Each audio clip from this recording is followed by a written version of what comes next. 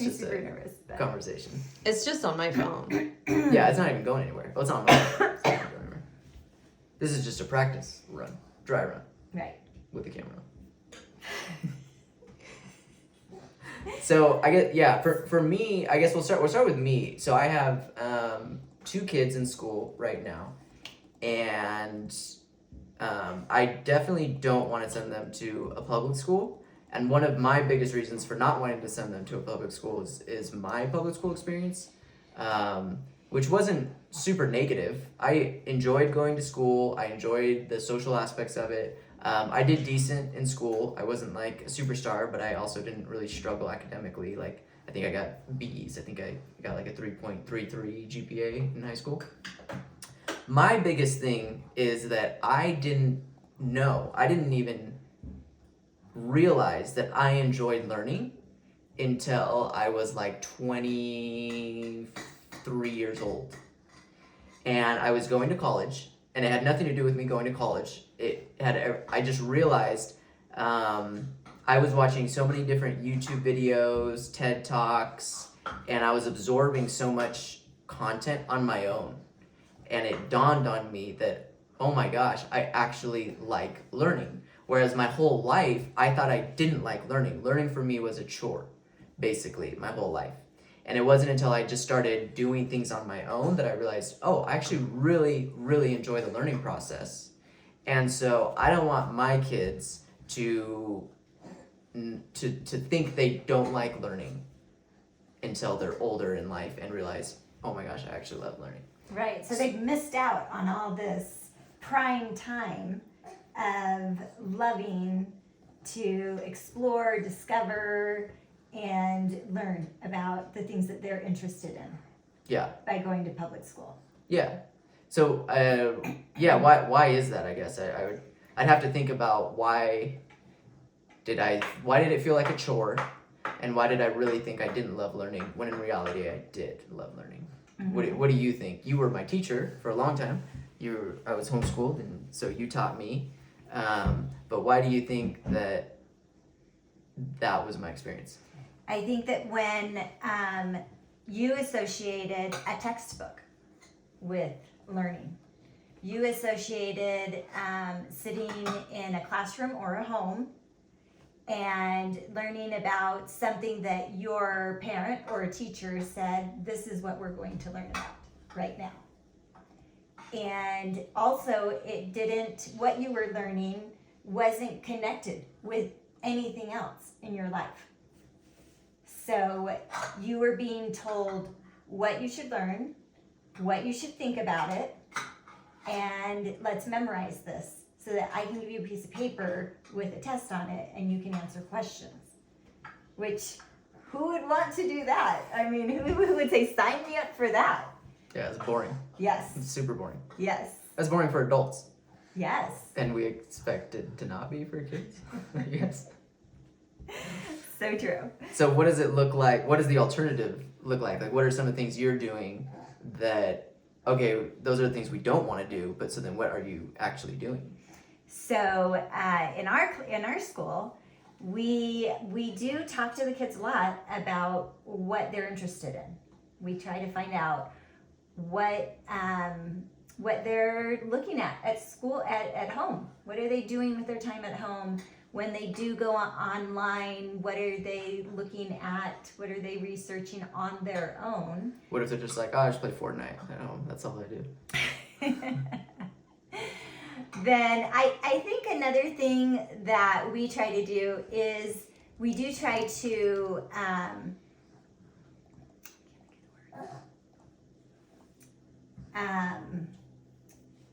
give them a lot of information, a little bit of information about a lot of different things.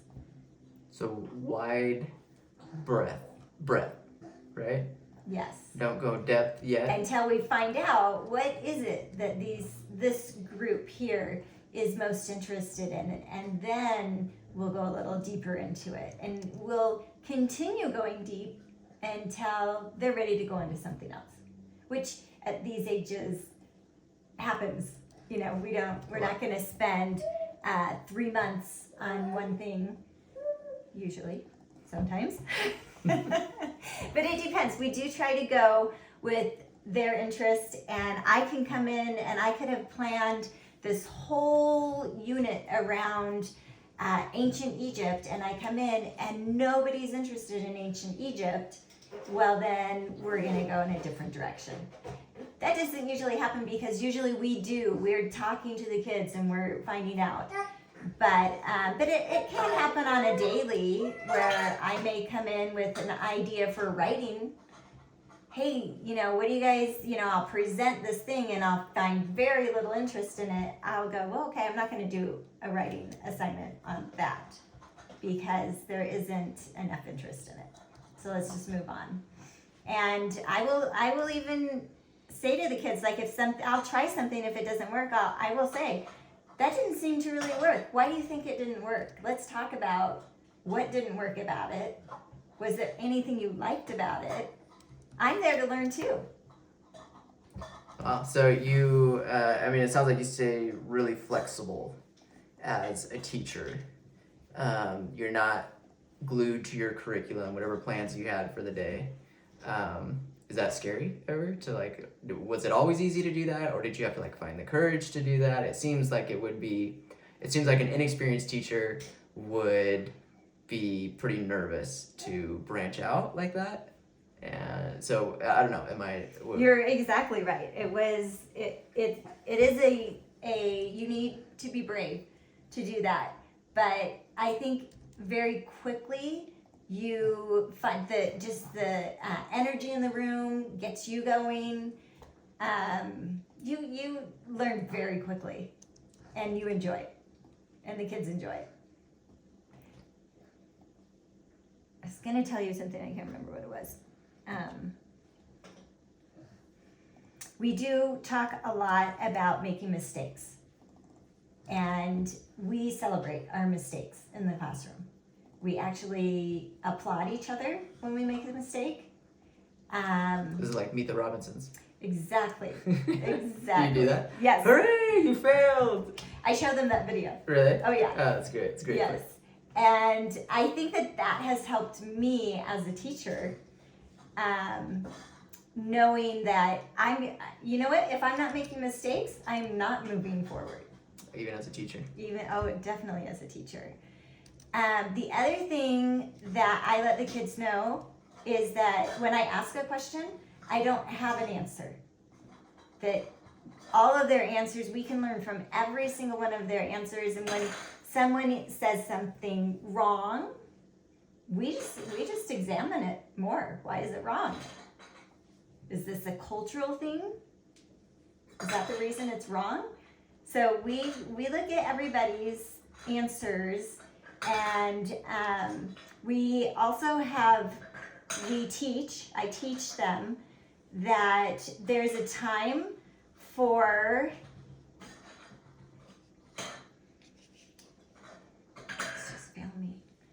there's a time that when we are brainstorming something, when we're giving answers for something, there's a time where we just let everything is good. Everything is on the board. No matter how crazy or off subject we may think it is, we don't comment on that. We just put it up there on the board. And it's called something. This is part of a brainstorming session? Yes. So radical brainstorming? No. Positive brainstorming? Give me a second. Brainstorminium? Does it have brainstorm in the title? Starts with a D. It's called. Drastic. Oh man, I hate that. Deranged? No. Dramatized.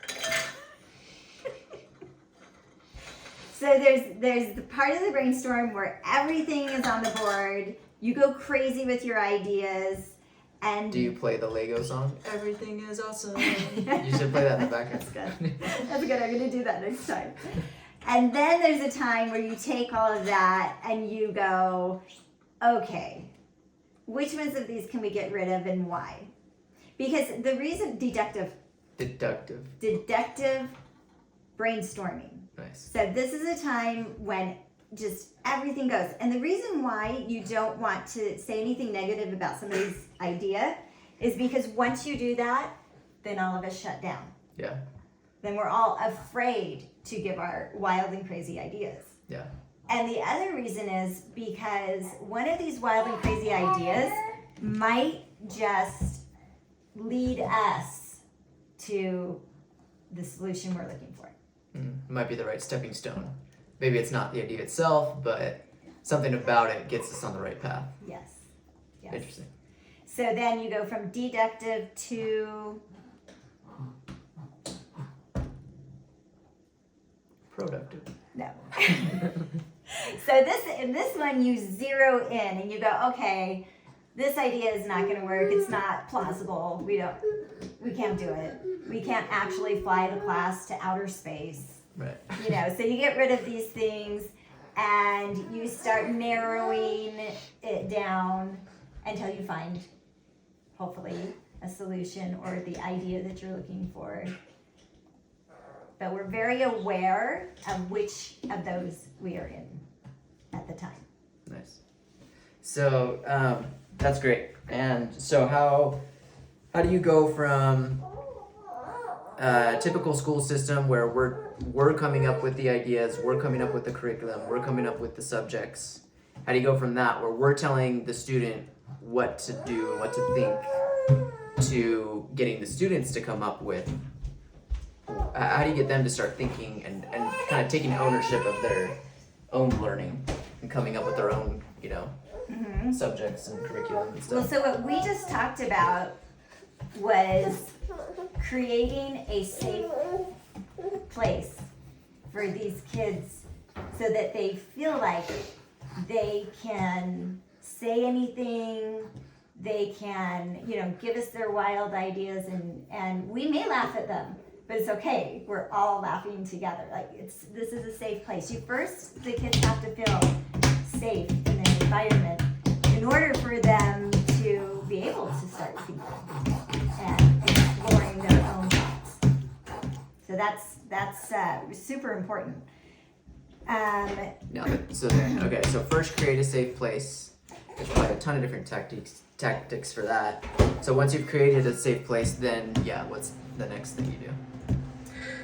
The next thing is kind of something I've already spoken about too, is that because these kids are so young, they don't know what they don't know. So we want to just, what's the word that you want to, Expose them. expose them. I don't like using expose and children in the same sentence, but it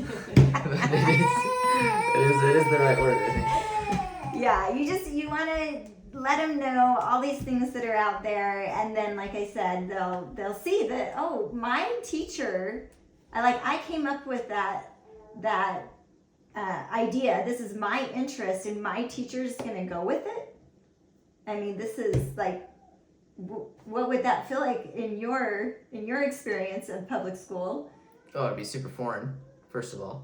I don't think I ever once, ever, throughout my whole, school and college, anyone ever asked me, what do you want to learn?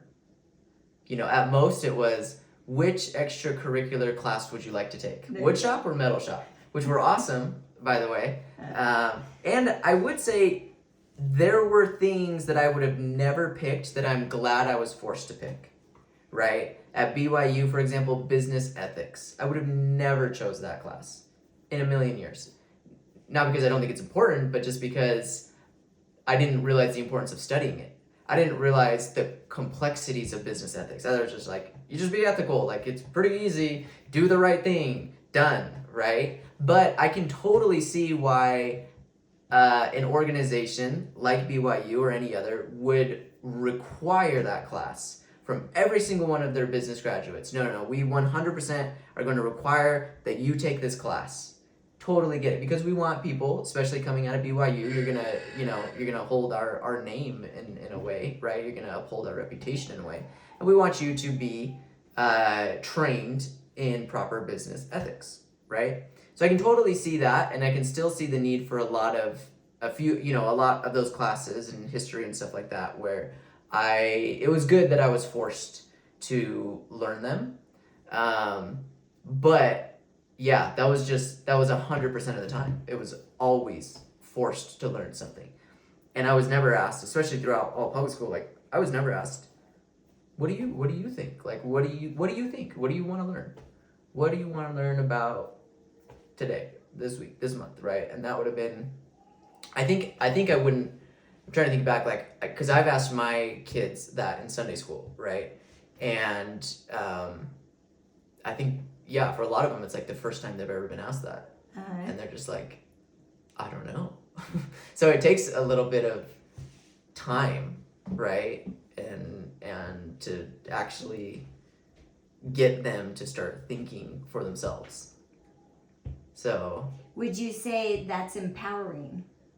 yeah, definitely. I mean, yeah, it's the first time you're taking control of, the situation, taking responsibility for your own learning and everything like that. So that is another thing that we really try to encourage in our students, is that this is their education.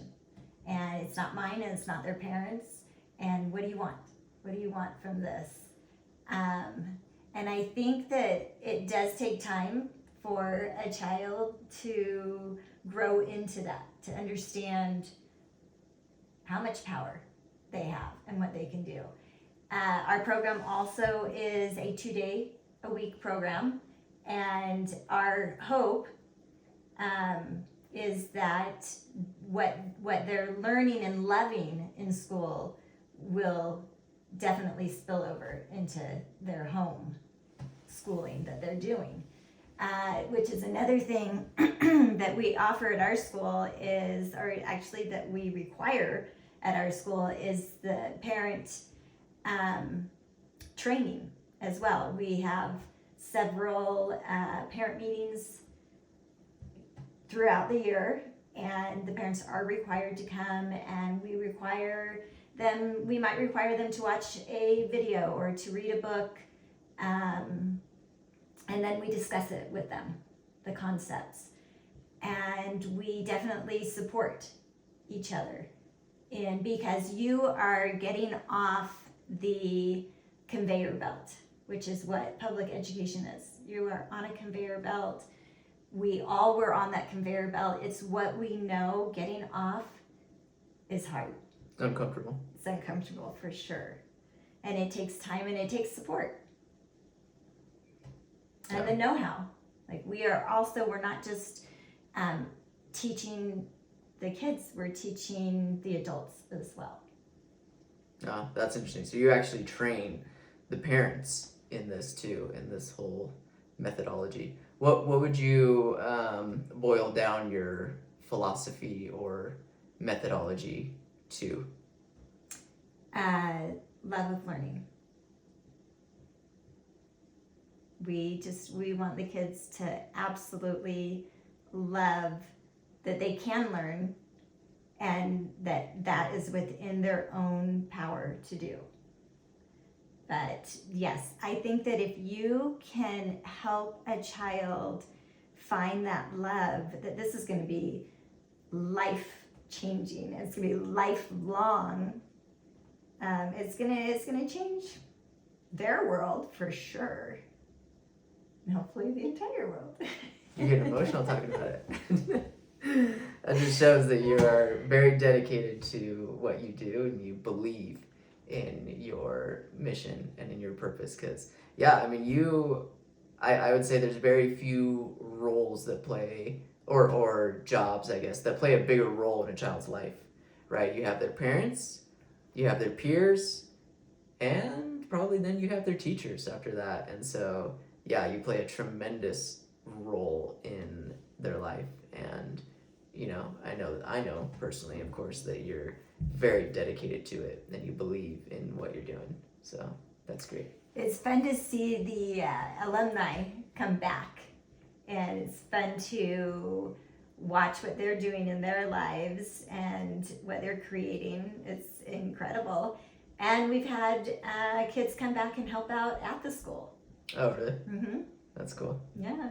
What how long you've been a teacher for decades, but how long have you been teaching with, and I know that your methods have continually evolved, and they're going to continue evolving, but how long would you say you've been under this particular method? I guess just love of learning. How long have you been teaching with that as your methodology?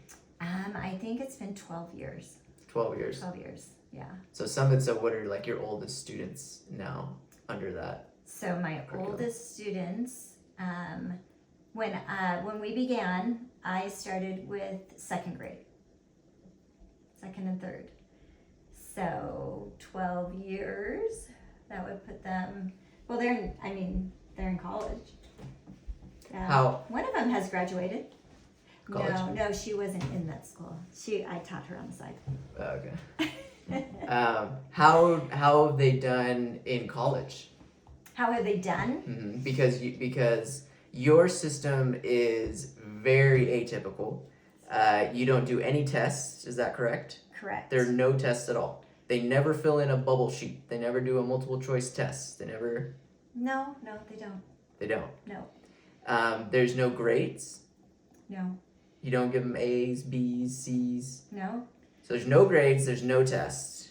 And I know that you've had concerns from parents about that. So what have you guys seen? When they go into college where there are grades and there are tests and they do have to fill out that stupid little Scantron, how have they done? Well, learning to take a standardized test is easy. Like you said, you fill in the bubble. Color in the lines. We learned that in kindergarten, preschool actually before. Yeah. Okay. No, they've done great. They've done very well. I won't say that all of them go on to college though.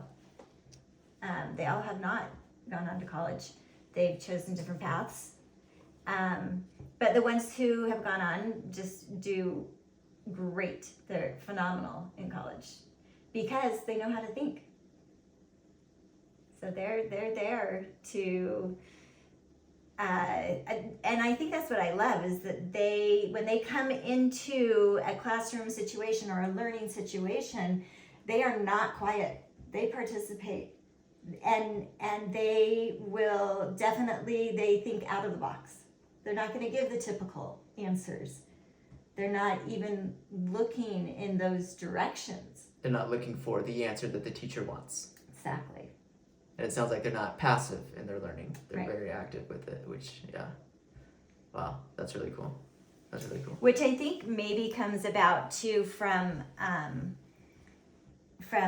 discussing and analyzing everything we do. When you are constantly analyzing how this project went, or how whatever we're doing, if you're always looking to how could we have done it better, what didn't work, what else is there out there that we could go in a new direction with.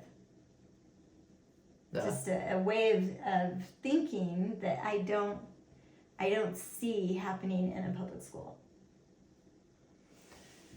So talking about love of learning, I kind of have this philosophy that I'm working on that I don't know if it's correct or not. So help me understand. And this is not based on research. this is just me. So I watched. This is you thinking? This is me thinking. This is me thinking. I watched I've seen the show Are You Smarter Than a Fifth Grader, right? And it's hilarious. It's great. It got super popular because you get these like business executives and like really smart people that come in and they're tested against fifth grade history or U.S. history or whatever it is, right? And a lot of times, the fifth graders win. And that just kind of got me thinking like, okay, so it's really... that doesn't mean the adults were dumb, first of all. But they're not using that knowledge that they gained from fifth grade. They're not even remembering it, right? And I try to think back to what did I learn in fifth grade? And like, yeah, I don't really remember it. So to me, it seems that it's not so important what you're learning in fifth grade, it's more important that you're learning in 5th grade. And so for me personally, like when I came to that revelation that I love learning, it was because I was choosing what I was learning. And because I was loving it, I felt like I was learning so much more, and so much faster than I ever did in school because I was loving it and I was choosing it. So anyways, my philosophy is that, again, this is my, I'm currently developing this philosophy, and it could be wrong, but I want to get your take on it, is especially at these younger ages, it's really not that important what they're learning. It's more important that they're learning. And if they're enjoying it, they're going to learn faster and they're going to learn more. And if they're learning faster and they're learning more, they're going to develop new connections and neurons and everything in their brain. Basically, their brain's going to grow faster and it's going to grow more if they're enjoying it. So I don't care what, my kids are learning in school as far as curriculum, but I do care that they're enjoying it, because I think if they are, they're going to be learning so much more. Their brains are going to be so much bigger. And then later on down the road, when it does come time to learn really important things, they'll be smarter. They'll be able to learn any things that, they need more. So yeah, what am I completely off base with that? What do you think with that? Is it important what they're learning at a young age? Are there certain things that, maybe that's true, but they do need to learn how to read. They do need to learn how to math, whatever it is. What are your thoughts on all that? Okay. I love that. And I agree with it. I don't think it's important what we're learning. I struggled with that as a teacher for 20, 30 years, whatever it's been. I have, and as a public, I was taught in public school as well. But you got to learn the missions in 4th grade, right? You got to learn Civil War in 6th grade. Like these things, somebody somewhere has decided when you should learn them and what we should learn. But I don't think that is as important as learning to love learning, because if you can instill that in a child, then they're limitless. And they will learn because they love learning. If they come across a situation where there's a group of people talking about the Civil War and they don't know that much about it, they're going to go learn about it. If it is interesting to them, if they have an interest in it, and I believe that they would. But you touched on something that has been shown in research over and over, and that is that learning takes place when a child is having fun. That is when learning takes place. And all those synapses that we want to connect, that's what we want happening. And it doesn't matter what they're learning.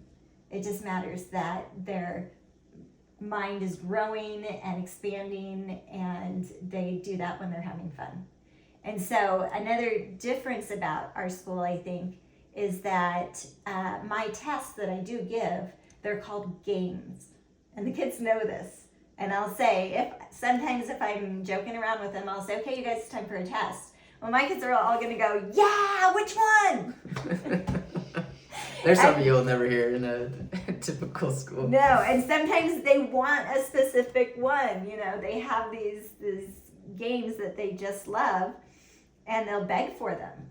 In fact, often a child will come into class and they'll say, are we having a vocabulary game today?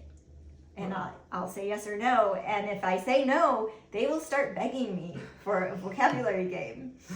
And that means that they've gone home and they've learned their vocabulary, because there's going to be a game and they want to win. I think most kids are very competitive, and even the ones that don't have that competitiveness in them, they know that most of the games are done in groups, and they don't want to let down their friends.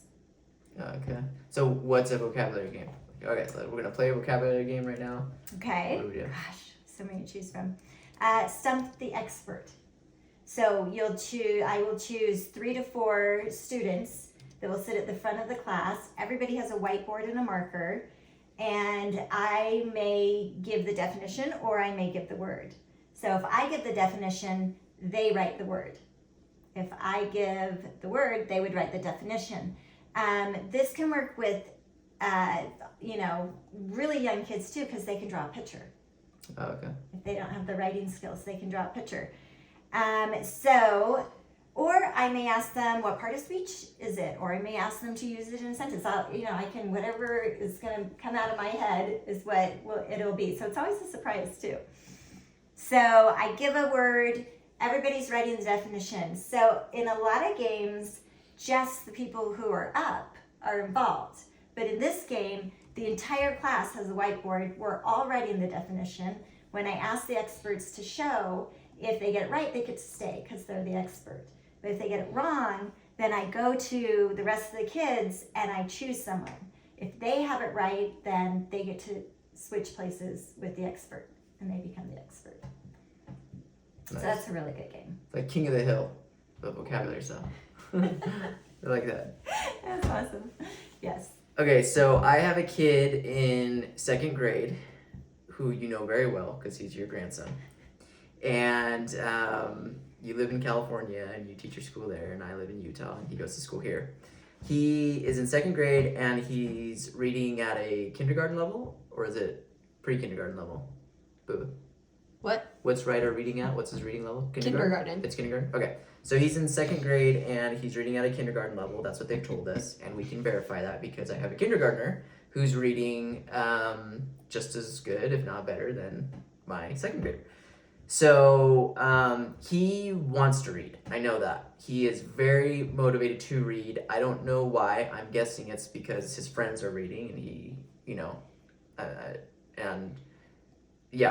I don't know exactly why, but he's definitely motivated to read. I know that he wants to learn how to read, but he is struggling big time with it. And so what would you do for him? Is this a case where it's like, let's just come back to it later, let's ignore it, let's do things that he does enjoy, because he really doesn't enjoy, he wants to learn how to read, but he's not enjoying the process of learning how to read. So do we wait until he can enjoy it more, or is reading one of those things that's so fundamental to everything else that it's like, no, we kind of should focus on this, and if we do, well, how do we do it without, making it a chore again? What would you do for this kid without pushing him? Because he goes like this. So what would you do for him? So there are a lot of different reasons why he may not be reading well, and one could be developmental. That the things in his brain that need to connect haven't connected yet. At 2nd grade, you may want to do some testing to see if it's dyslexia or a number of things that it could be. And then get him help in that way if it is. But while you're doing all of that, we at school, we want to make sure that he isn't feeling overwhelmed with what we're doing, that he isn't different than the other kids. He's not doing poorly. And we do a book discussion. And he can easily listen to that audiobook. That's not cheating? Not at all. Not at all. No. Can you cheat in your school? I'm curious. Because going through school, you all the things that you do to cheat in school are all the things you're supposed to do in real life. Collaborate with others, look up the answers, do all that, right? So I'm just curious, can you cheat in your school? Because I do think there are times where you want to isolate a situation and pretend like maybe Google doesn't exist or something, right? For very specific things. So yeah, I'm curious, can you cheat in your school? Have you ever had problems with cheaters?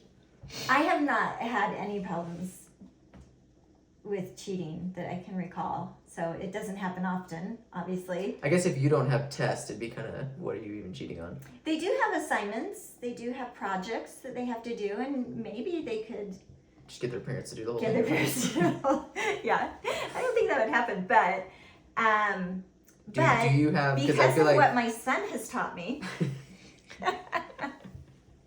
I definitely look at it's like, you know, I grew up so long ago, and our whole way of thinking has changed so much, but I think that the tools that are out there should be used, and I think if they use them, then I would applaud that they were able to use it, to come up with it, and to do things differently than, in fact, a lot of my assignments that I give, the kids will do it differently. And they know that I'm going to accept that. I used to get so lots of it doesn't have to come double spaced.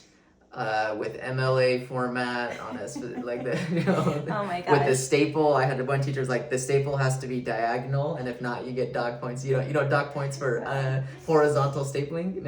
Okay. No, not at all. There's a time where we do double space. That's in a free write, and I do want that.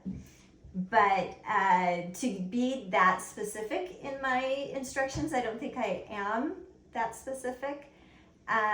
Because I want them to do it whichever way feels good and right, and their ideas, and coming up with I've had students where I may do an assignment and they've come in with something really different than what I expected them to come in with, and I love to watch them tell me why this is okay and why I should accept this.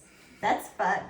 That's really fun. And you know, You're raising future lawyers there.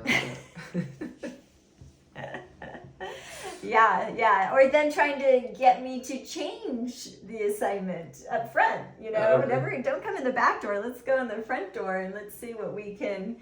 You know, that's why I know they're thinking, Yeah. because they're trying to get around things. Yeah. If they want to try and get around me, that's great.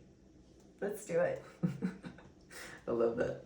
Have you had anything? Have people come in and they wrote the whole thing with ChatGPT? I have not had that. My kids are probably less online than I would say the average child. And not because of me, but because of the parents. Mm. They're probably less. I would say that you may not think of that as a good thing. So for me, I just have untested philosophies, right, of things that I've pieced together. And one of my philosophies are with the schooling is, yeah, I do think there are times where you need to pretend the real world doesn't exist, right? If you're trying to learn a specific thing, right? For addition, okay, you need to pretend like calculators don't exist for a little bit, right? I do think that there is a time and place for that, and that's very important. But I also think that there needs to be times, and I never got this in school, where you have everything at your disposal. And I think for those assignments, they should be much more difficult. Like, I think that our kids should be working on problems that are much more difficult at a much younger age because they have all those resources. And part of that is to learn how to use all those resources to complete something that we never in a million years could have completed as a fifth grader, right? But because they have ChatGPT, because they have Google, because they have all these resources, that they should be able to work on and do things that are much more difficult than we ever did. I love it. I'm gonna try to incorporate that. Nice. Another thing that you've gotten me to think about. Yeah, because they do have those resources for sure at home. They just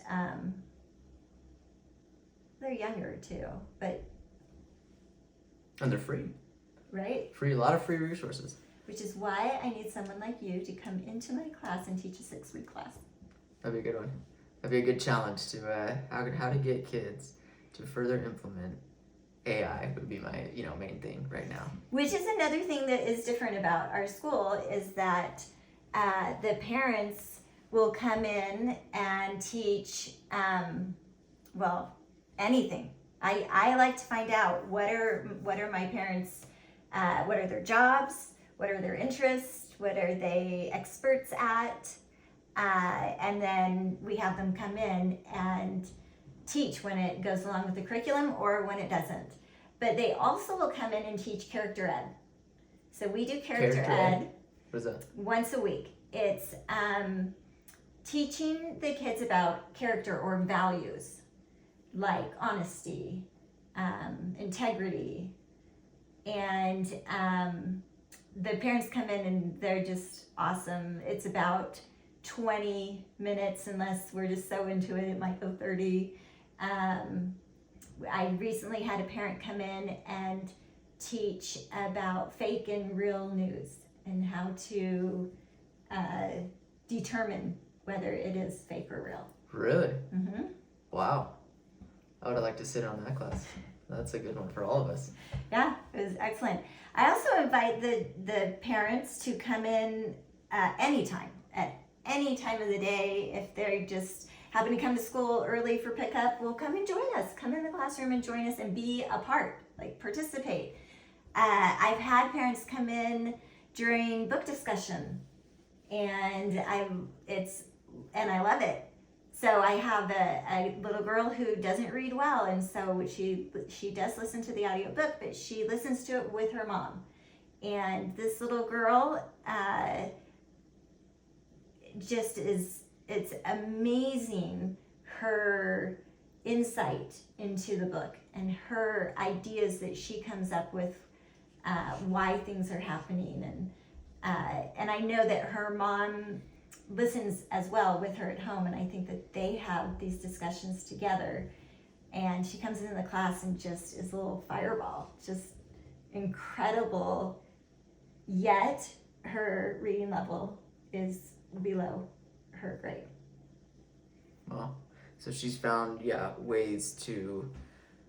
That's actually really interesting because so you do these group discussions and she struggles at reading, so you'd think she would really struggle in these group discussions, but she's found a way around it and is listening to the books instead of reading them and is comprehending them really well. Oh, absolutely. In order to be able to participate and, like you're saying, even excel and shine during these group discussions. That just really... You take this little girl in a public school who would probably be taken out of her class and given extra reading lessons, and if she read in front of the group or anything, would just not feel good about herself. Yeah. And would definitely feel like she's behind.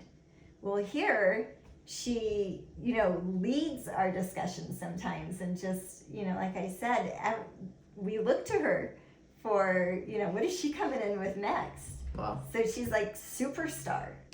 Jeez. Yeah, that reminds me a lot of the famous quote, I don't remember exactly how it goes, but it's something like, if you try to teach a fish to climb a tree or something, it'll always think it's stupid. And I think that happens a lot, and that's what I'm most concerned about right now with my kid is I think very rarely it's not the student, right? You're trying to teach a fish how to climb a tree. Just throw the fish in the water and he's gonna feel it, like he's gonna realize, oh my gosh, I am smart. I'm very smart. I just was trying to climb a tree and I'm a fish, right? And that doesn't work. So that's really incredible. I'm definitely concerned about that more than anything, and hope that at the school that he's at, he can feel they can find ways to teach him to the way that his brain works, right? Because what the analogy to me is really saying, it's like everyone's brain works differently. Everyone's brain works. I don't read books. I hate reading books, but I've listened to hundreds of books. I love listening to books, right?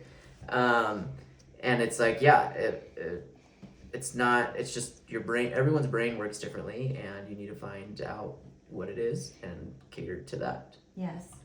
And another thing that I think is important to help the kids learn is how to communicate their ideas and their thoughts. And because of the way we have our brainstorms and we do our book discussions and other things, they're able to, we teach them during this time appropriate language and you just giving them these opportunities to speak and not just to sit at their desk and listen to a teacher drone on and on. Yeah. Okay. Last thing, probably. So you talked about the conveyor belt and that, of public school system, and that of course reminds me of the reasons that public school systems were created originally was to create factory workers and, to do a specific task. And we know that public school system has really not changed very much since they were first created. And we've gotten away with it. This is personal beliefs here. I think we've gotten away with it. It's of course not been the ideal situation or learning for decades now. It has not been the ideal thing to do, if ever it was. I feel like we're getting to a point now in time and technology that we're transitioning from it's not the ideal thing to do to it's detrimental to society, in the sense that especially with the onset of AI, I mean, we've experienced this for decades now, but technology is growing so much. The more technology keeps growing, I feel like the more hard skills are going out and soft skills are coming in. So and we're even seeing it with creative stuff now with AI and everything, but the hard skills of being able to do a specific task. And you tell me what to do and I'll do it. Perfect, great. And you can excel in that environment. I feel like we're really getting out of that, and in the next, couple decades here, you're just not gonna have as much opportunity for that, and it's all gonna be creative thinking and leadership and interpersonal skills, and that is gonna be so much more prevalent, and the other things there's just not gonna be as many jobs for that. So my question is what are you doing at your school to prepare for these kids for this new future of I guess, do you agree with what do you see the future as, and then what are you preparing them in response to your thoughts of what the future looks like? Yeah, that's a great question. I agree that the old system was developed for factory workers, and we don't know what jobs we're going to have in the future. They don't exist right now. So I think that, like I said, learning for these kids to just know how to think, that they are used to thinking out of the box. They're used to trusting themselves with their ideas, is probably what we can do for them. The importance of being able to communicate the ideas that they have, whether it's in a board meeting or on a blog or wherever it happens to be, if you can't express yourself well, then it's that we miss out on their amazing ideas. Nice. Very good. Love it. This show is brought to you by Boo Boo Cutie Pie Enterprises. Do you have anything to add, Cutie Pie? Anything you want to say? Anything you want to chime in on? Like how cute you guys are. You could chime in on that. No. No. No. Well, we love you anyways. Okay. Alright.